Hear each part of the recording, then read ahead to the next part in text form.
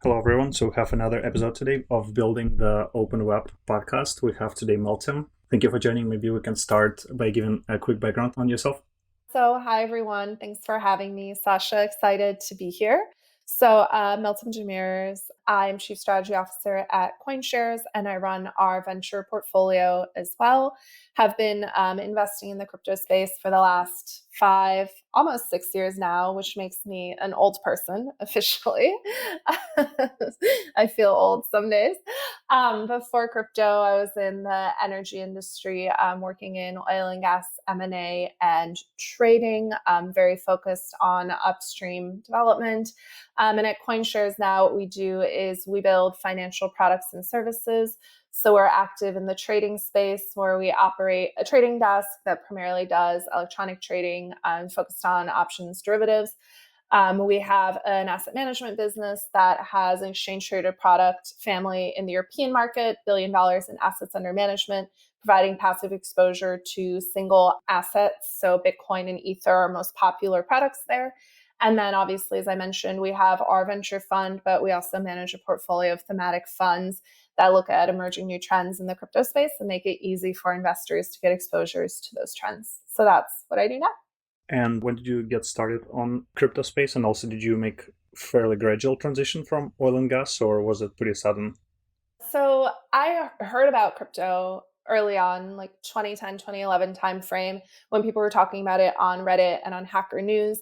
But I think at that time, Bitcoin, and it was just Bitcoin, honestly, at that time, right? At that time, Bitcoin felt a little bit inaccessible to me. I think the ideology that was associated with Bitcoin at the time was like a fairly liberal, fairly political ideology. And at that point in my life, I didn't really identify as a political person or as a politically minded person. And I think the Bitcoin community at that time, like it didn't feel very accessible. So I learned about it. And I was like, oh, this is strange. I'm going to go over here and like not look at that. And then in late 2012, my brother actually reached out to me and he was like, hey, you should really look at what's going on with Bitcoin. And then I got back into Bitcoin, and obviously there was a lot more content out there. There were a lot more people in the Bitcoin community. The first products around Bitcoin were starting to emerge.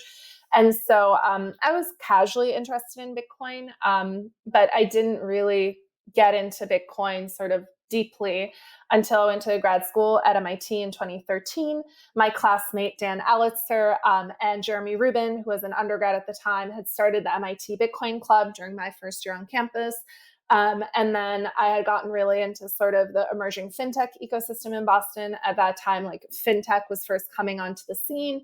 And I was working with a lot of venture funds. And then these two worlds sort of started to collide, where it was like venture capital, Bitcoin, and FinTech sort of mashed into one thing.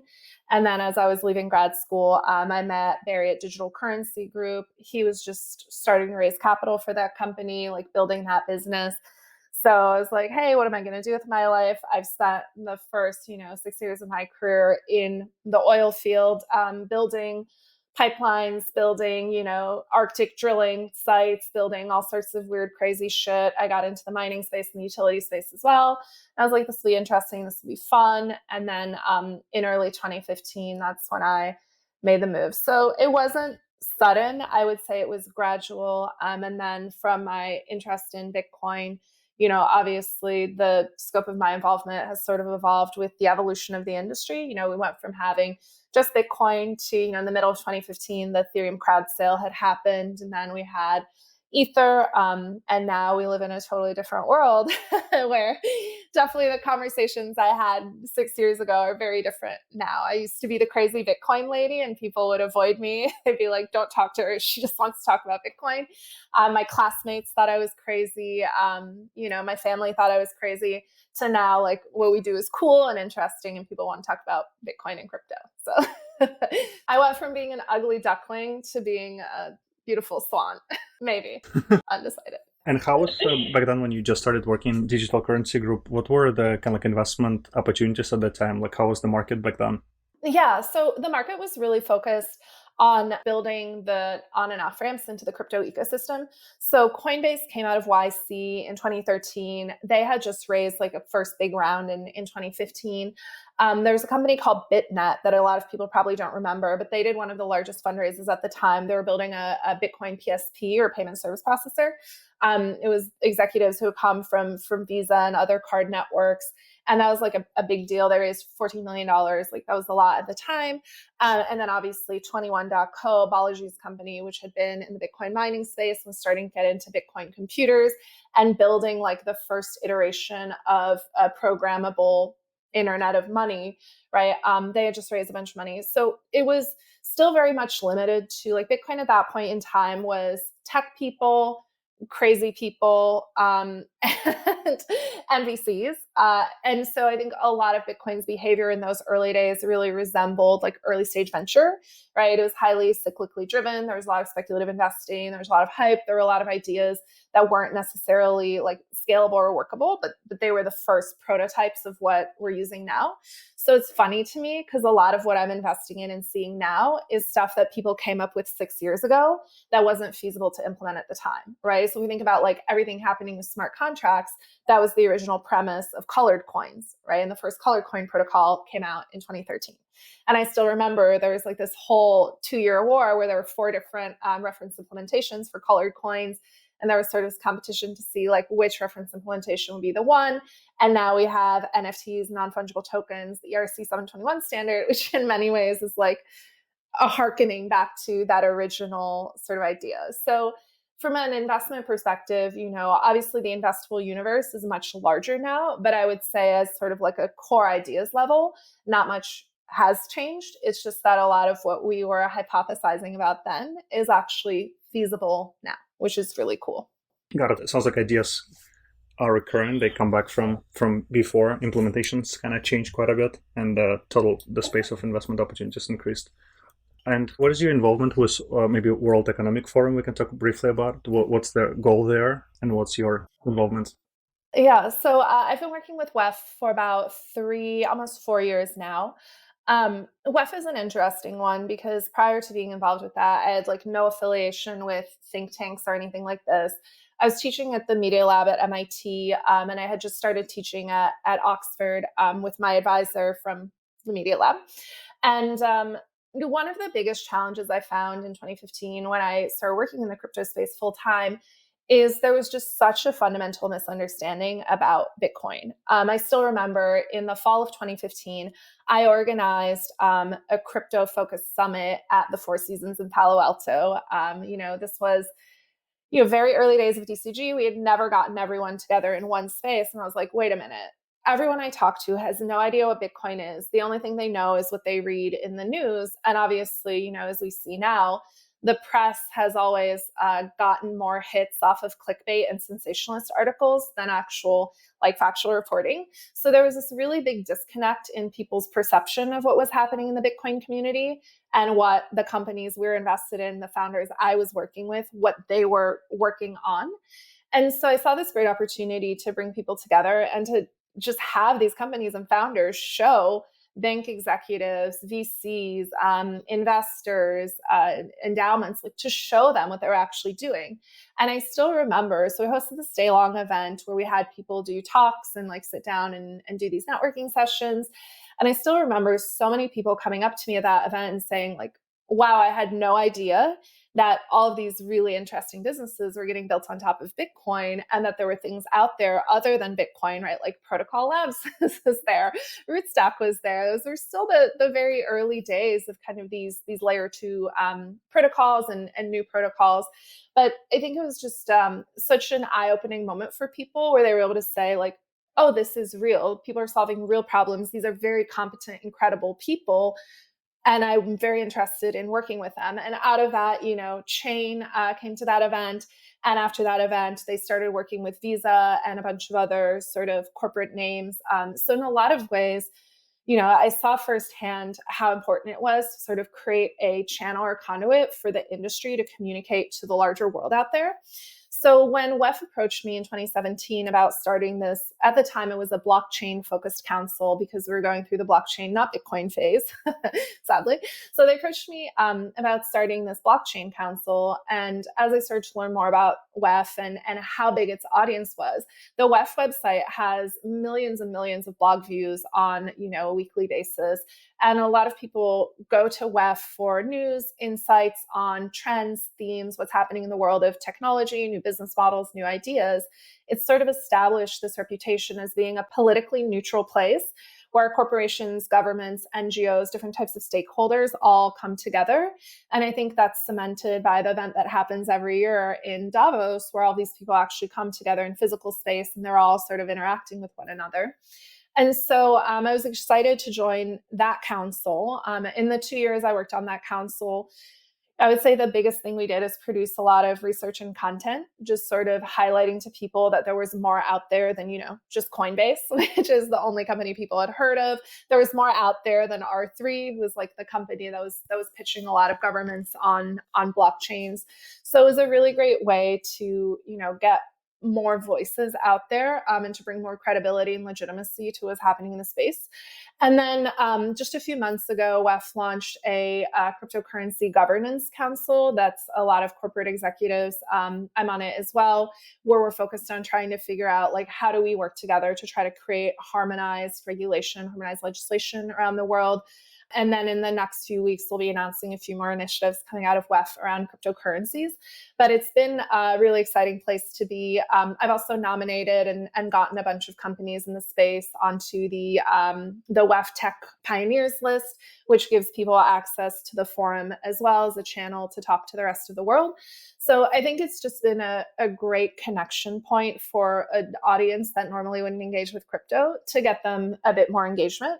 And for companies in the space, especially my portfolio companies or companies that are trying new things, to get them in front of a much larger audience and try to get a more diverse set of voices, not just those in Silicon Valley, but people from all over the world working on all sorts of different problems, to get them in front of a very engaged and very influential audience. So that's really the goal.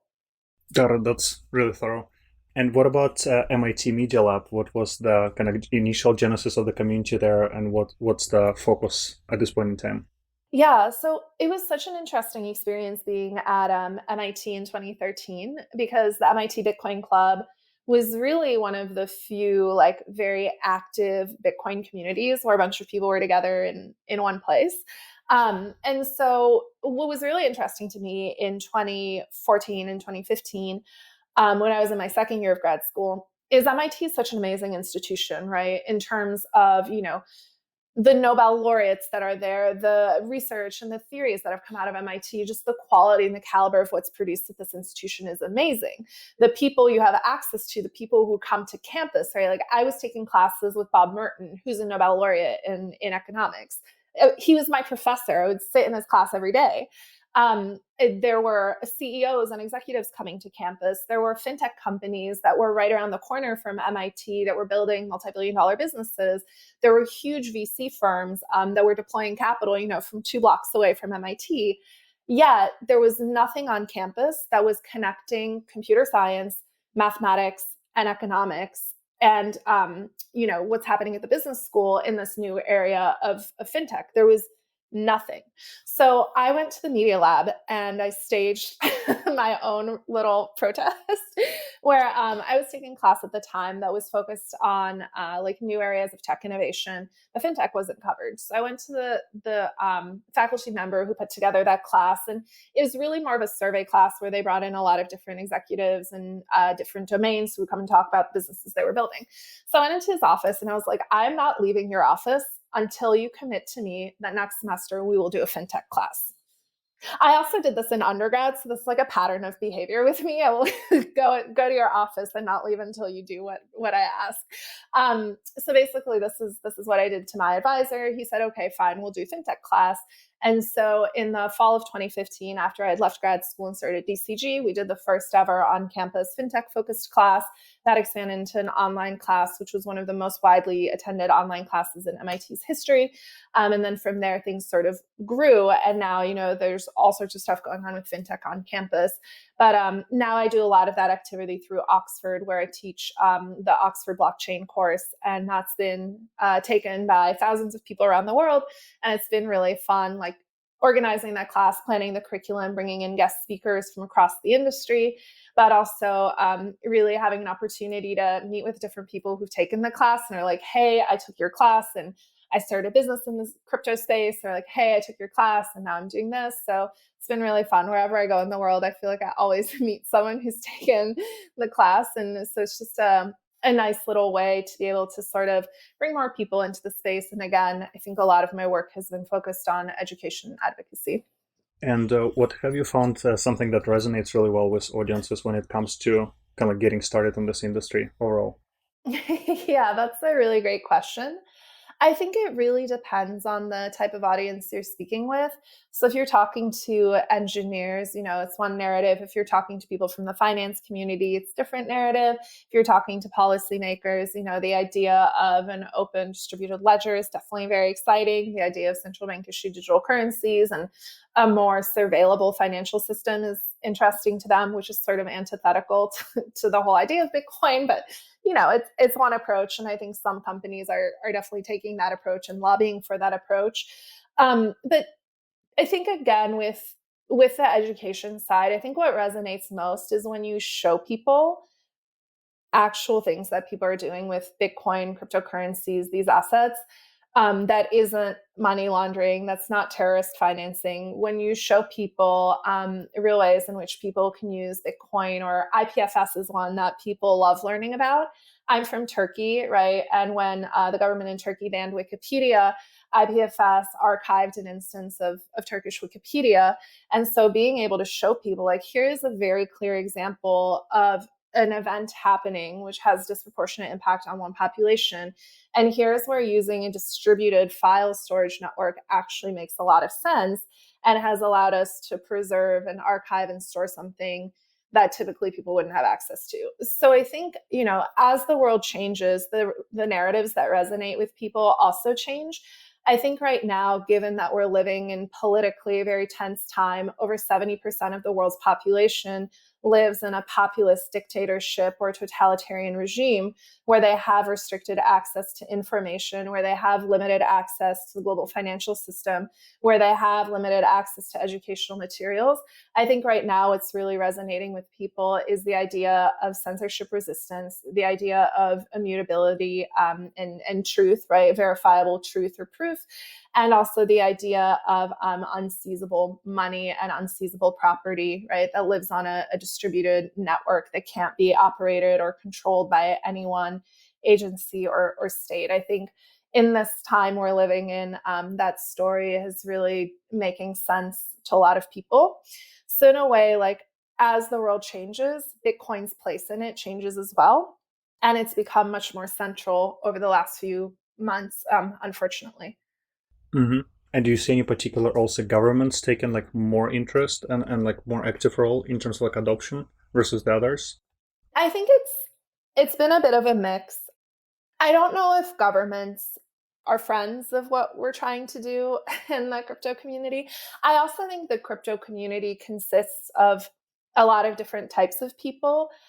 I think there are people in the crypto community who don't share my ideals or my reason for being here.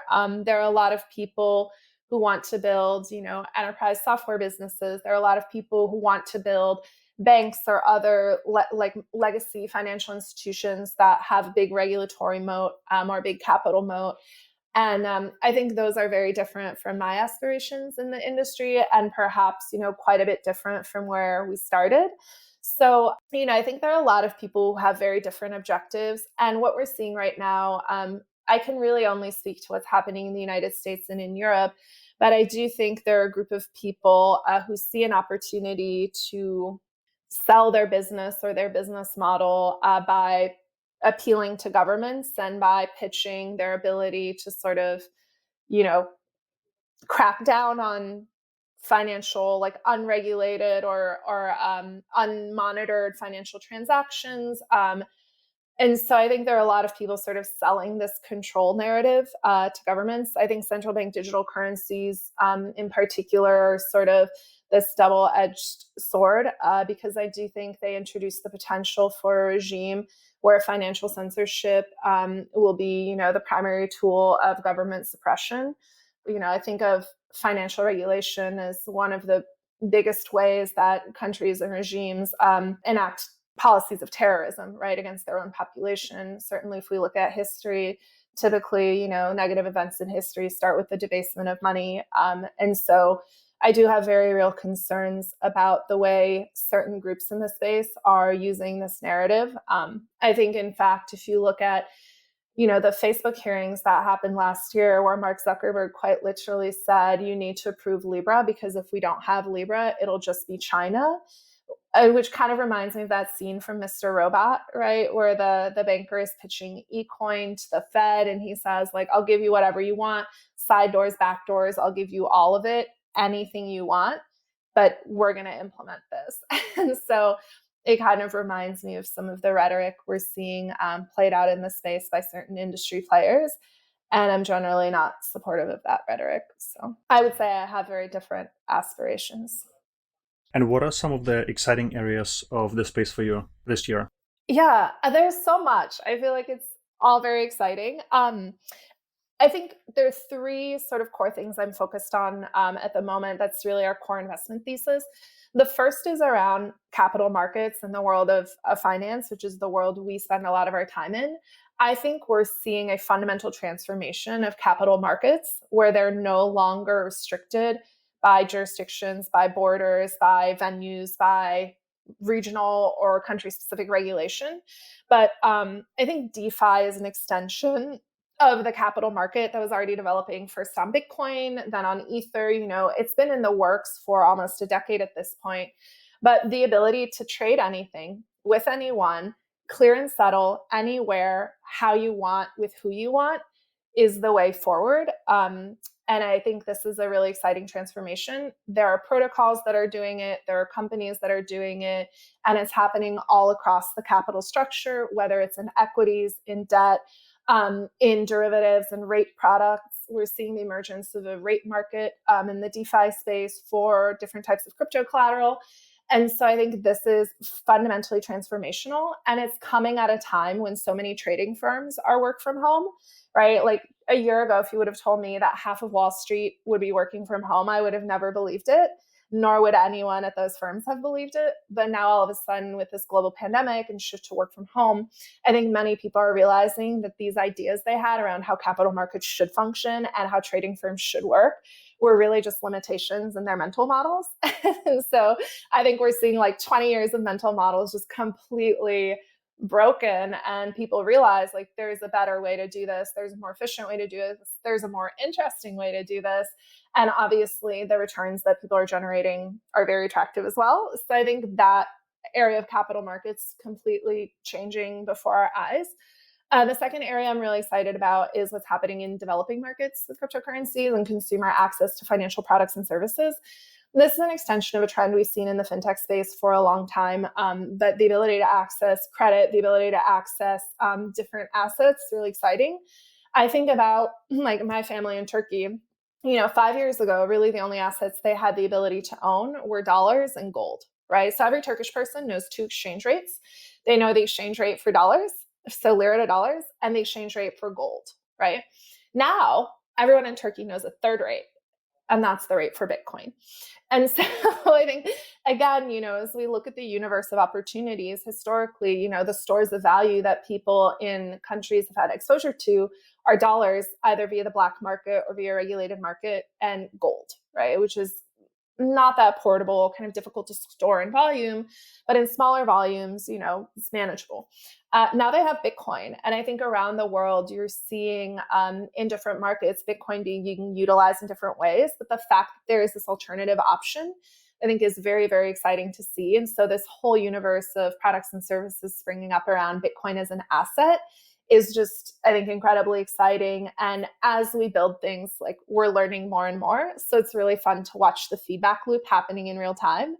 And I love working with companies in this space. They're like, yeah, we did this, and we see people using Bitcoin in this way, and then we built this. And it's this really interesting, like real-time live experiment that's happening, and the results are pretty amazing. And then the last area I'm really excited about and spending a lot of time on is the financialization of compute and connectivity. So historically, right, we haven't had really like great ways to monetize how much compute and connectivity we're using, right? If I think about like my use of my phone, my use of my Wi-Fi, my use of AWS storage space, like EC3 compute, historically, it's been very challenging to price these things. And there's hard infrastructure that has to be built. So there's a lot of CapEx that goes into building compute and connectivity infrastructure. And I'm very familiar with that from my oil and gas days, right? Because you're building these multi-billion-dollar pipelines and projects. So you have this hard CapEx component, and then you have an OpEx component, right? And historically, because all of this is so capital intensive, it's been highly centralized. Which results in the network topology that supports like global compute and connectivity being really, really centralized and tightly controlled, right? Like if you control the fiber, you control the world. What I see now is this really cool opportunity where we can build peer-to-peer distributed networks where not only the network itself, so the software people running the software is distributed, but the hardware that people are utilizing is distributed.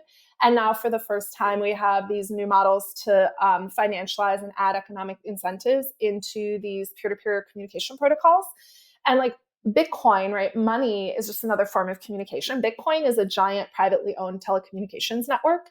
And so I think the more that we experiment with these new protocols for relaying different types of information and providing different types of services within that compute and connectivity stack, the more we're going to start to see these really cool models for how we build compute and connectivity infrastructure through like, community funded development, through people privately owning and building it.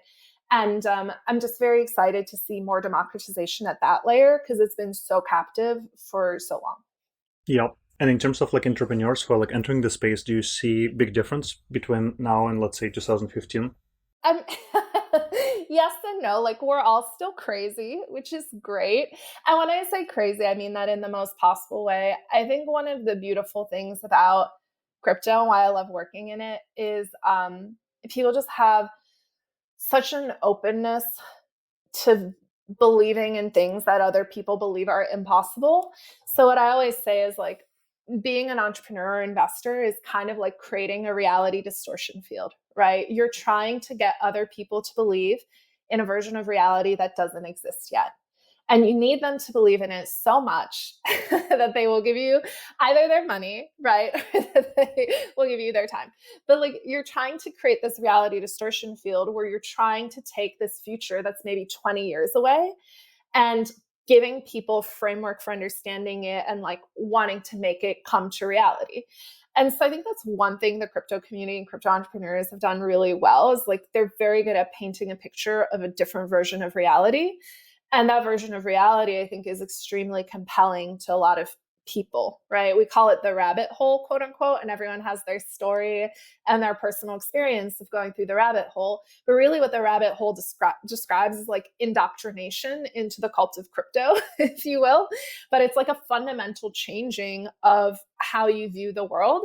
And I think it's just funny that people don't realize that's what we're doing. That's why I do the WEF stuff. That's why I do the MIT stuff. That's why I do like talking and writing, is because the more people that we can get to go down the funnel into the rabbit hole through this indoctrination, the more people that we can get to see a world that you and I believe is possible, but they don't understand exists yet, the more and more real this becomes. And I'm so excited because I feel like we've reached a point where what we're doing is inevitable. It's going to happen. And people are going to try to stop it, and people are going to try to delay it and twist it to fit their own profit motives. But it's already been done, right? The idea of crypto is so much bigger than any one person, any one company, any one entity, any one government. Like it is a global movement. It is a global ideology, and it is here. And that's like this exciting and powerful and really fucking scary. And I'm very into it. So like nothing has changed. It's just the cult of crypto is huge now, whereas 6 years ago, there were like 500 people and we all fit in one room. Now it's huge and it's global and it's 24/7 and I love it. It's great.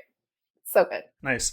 And you mentioned briefly about the impact of COVID on trading firms. How do you think like overall like crypto industry is impacted by the fact that people kind of like starting to realize they can work from home?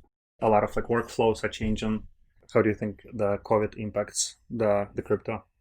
Everyone's way more productive.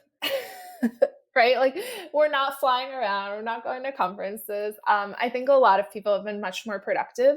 I think the other thing is we've all been very focused. I do notice, I think a year ago when people were still flying around and going to conferences and doing all this stuff, there was so much hype and like announcements about announcements and just a lot of fluff. And now it's much harder, I think, to do that because people see through the bullshit, right? Like you can't throw a fancy party, you can't throw crazy, conference, like that doesn't work anymore. And I think there's so much that's happening. It's happening so fast. The numbers, right? Like we added 3 zeros onto the numbers. We went from trading millions to now trading billions on these protocols. So I think just the scale and the scope of things has changed. I think the other big trend is the global narrative has shifted. Like we saw this mass narrative violation happen at the start of COVID, where people were like, oh, work from home, nobody's going to be productive, I want things to go back to normal. And I think we're now at the point where people realize like normal doesn't exist, things are not going to go back to the way they were, because we've for the first time seen that the way things were doesn't work for like 99.9% of the world's population. And so I think it has forced people to confront this version of reality that they weren't forced to confront before. Like there's serious fundamental structural problems in our institutions, whether that's political institutions, financial institutions, educational institutions. Oh my God, let's not talk about education. Like what a wasteful industry. But we've been forced to confront all of this bullshit. And I think people are asking, like, why are we doing, like, the illusion has faded away. They're still trying to keep the illusion going, right? Like every day there's a new spectacle and people try to distract the public. They're like, hey, look at this spectacle over here. Like, look at this new shiny thing. But I think more and more people are realizing like all of it is bullshit. There are all of these opportunities and all of these problems and challenges, and they're not being addressed by leadership. Like there is no leadership anywhere, right? In any sort of place. And so I think people have become much more open to the idea of Bitcoin. Like the idea of volatility has gone out the window because equities are more volatile than crypto. In a zero interest rate environment where fixed income investing doesn't work, like you're not getting 5% a year anymore, you're getting zero. You need to do something. And crypto probably is the answer. People are sitting at home. They're like, what do I do about my financial future? I'm going to day trade, right? I'm going to invest more. And maybe crypto is part of the answer. So I think if anything, it's really changed people's behavior and changed people's thinking. We're still at the early beginnings of this, but I'm really excited about the opportunity there because people in this time are so much more open-minded about alternatives to how we've done things in the past. And I think that's what we really need right now. I also know a little bit on off topic. I also noticed you have a page with like 80 plus sci-fi suggestions on your website. Yeah. Where do people start? Like, what would you recommend where to start? Yeah. Do you read sci-fi, Sasha? Yeah. I love Dune, for example. Yeah, Dune is like, so I have different sci-fi books for different people. I would say Dune is almost as much a philosophy book as it is a sci-fi book, right? It's like, yes, it's really like a philosophical ideology that Frank Herbert's laying out. There's, different types of sci-fi for different types of people. Dune is very much at the top of my list. It's one of my personal favorites. I also really like the William Gibson series, so the Neuromancer series, which is basically a story about like a hacker who's living in cyberspace. So it kind of combines the idea of a metaverse with AI, and it's basically a story about these two competing AIs that have this super intelligence and like this plot by them to sort of take over the world and take over cyberspace. And it's just like really interesting trilogy. It's a 3-part story. Most people only read the first book, but I actually think the second and third book are as good, if not better. The second book in particular, I think is really beautiful.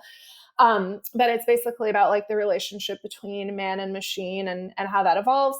Snow Crash is obviously really popular, which is about like the expression of like a future where we live in a metaverse. If you want to get into newer sci-fi, there's some really amazing new sci-fi. In particular, I think Three Body Problem is really cool. This idea of the dark forest and living like in a universe where we have mutually assured destruction is really interesting. A lot of the ideas that are explained in Three Body Problem, I think, are like scientifically very interesting, have a lot of scientific merit, and then using a computer game as the foil for the story of the war playing out between aliens and humans has like Ender's Game kind of vibes, right? Where they're training the kids and they're playing the video game, but actually they're fighting aliens. So I know there's a lot, there's a whole list. If anyone ever wants to talk about sci-fi, my DMs are always open, but there's a lot of really good writing out there. And the reason I love sci-fi is it's the best way to time travel. And it's the best way to experience different versions of reality. So it's like a very cool way of sort of thinking about what if we lived in a different world where we had different set of rules. And in a lot of cases, the rules are like social rules, the rules are scientific rules, but like, what if we lived in a world where perpetual motion was possible? That would be interesting, right? There's a really cool book series called the Jean de la Flambeur series, The Quantum Thief by Hanji Ramaswamy is really cool. It's like, what if time was an asset, and what if you could steal time from people and give time to people, and how much time you had in your time bank dictated how long you lived. So anyways, there's lots of interesting stuff out there. It's super fun. I think more people should read sci-fi. It's a great genre. Agreed. Just need to find some time. Where can people overall find more information about you online? Yeah, Twitter DMs are always open. I'm a very online person, so hit me up. Happy to chat, especially if you want to talk about sci-fi. Cool. Well, sounds good. Yeah. Thank you for joining today. Yeah, of course. Thanks for having me. Hey, so thank you for listening. You can find more episodes of this podcast at openwebcollective.com. If you're a founder looking for help with product, go-to-market, or fundraise, apply on the same exact website. It's openwebcollective.com. If you really like this episode, I would really appreciate if you give us a review on a platform of choice where you listen to podcasts to. And finally, if you're on Twitter, we are at OpenWebFounders. Again, the handle is at OpenWebFounders. I'll see you next week.